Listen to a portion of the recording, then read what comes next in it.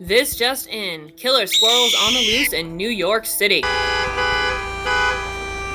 According to a resident of New York City who was recently attacked, she said, "You hear someone's been bitten by a squirrel and you're like, okay, you get a little nip. What's the big deal? But this was an MMA cage match." Residents are afraid to leave their houses, children begging to miss recess. Why? Food, aggressive, vicious squirrels on the attack. Stay tuned for more on this.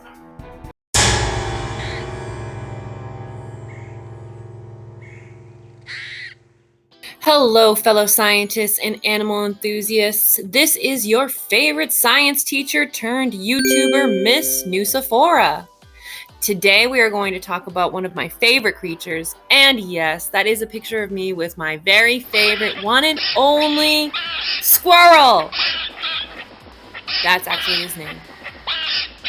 Let's not squirrel around the subject and bite right into a giant walnut of an animal called the eastern gray squirrel.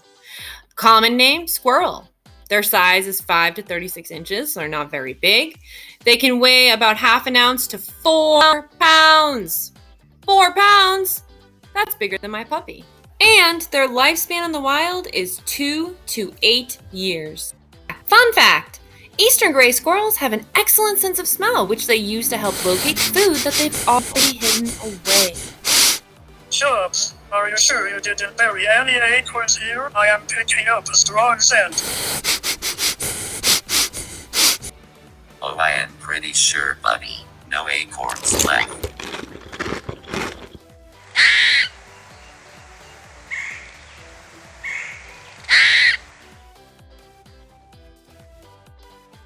Eastern gray squirrels live in the eastern half of the United States. The biome they live in? Temperate forest. This is the kind of forest where there are 4 relatively distinct seasons: winter, spring, summer, fall. Many of the trees shed their leaves in the fall and become inactive through the cold winter. They prefer to live in woodlands and dense forests. However, you'll notice they live in New York City. What you got there?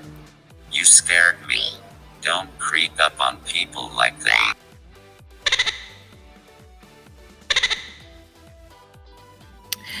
Eastern gray squirrels are omnivores. That means that they eat both plants and other animals.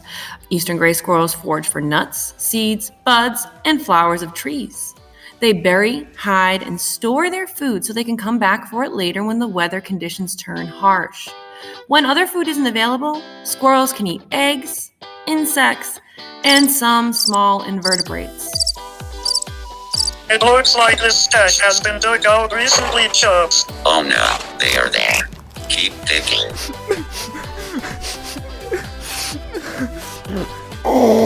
One thing you may not have known about eastern gray tree squirrels is that they play an essential role in the ecosystem.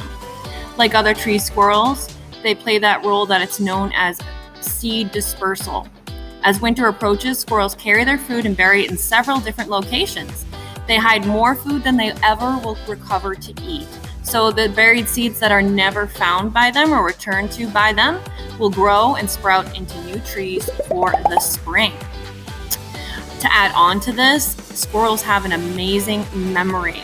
When the leaves fall from the trees in the dead of the winter, they can remember the location of all these buried treasures and dig them up even through feet of snow.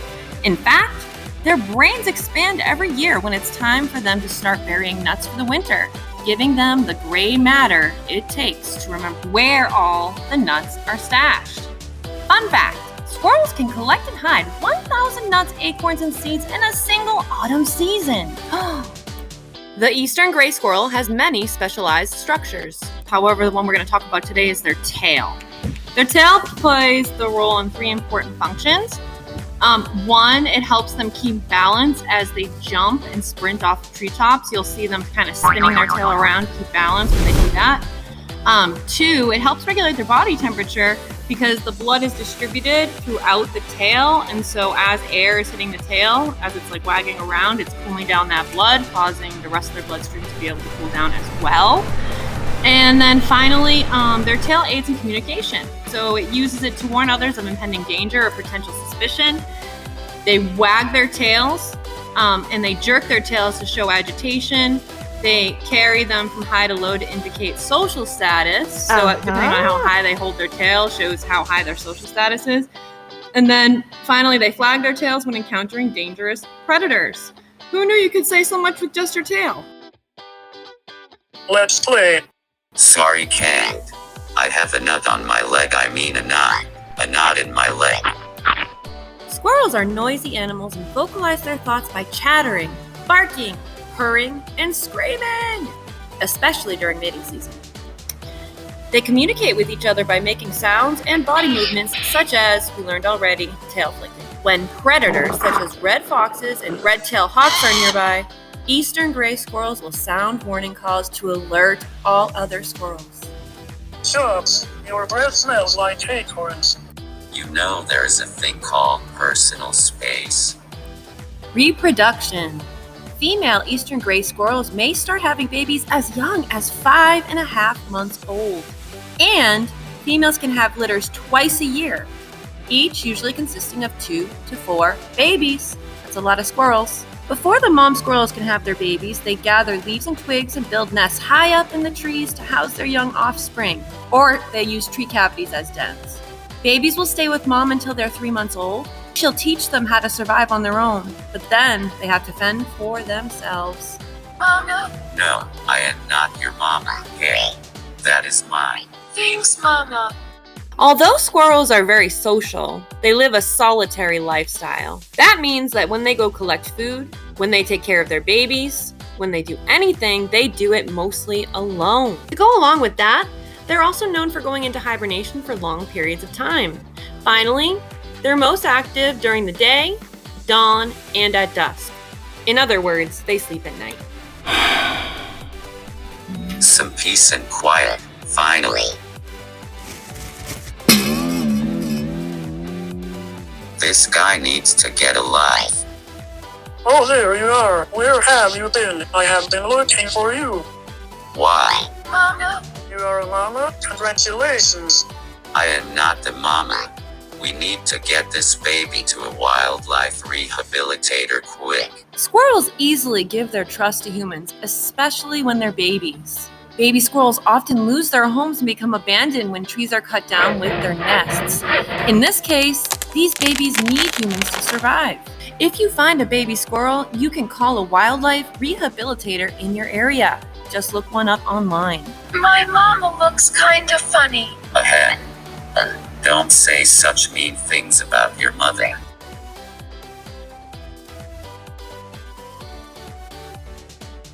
One more thing. Remember this? It's a true story.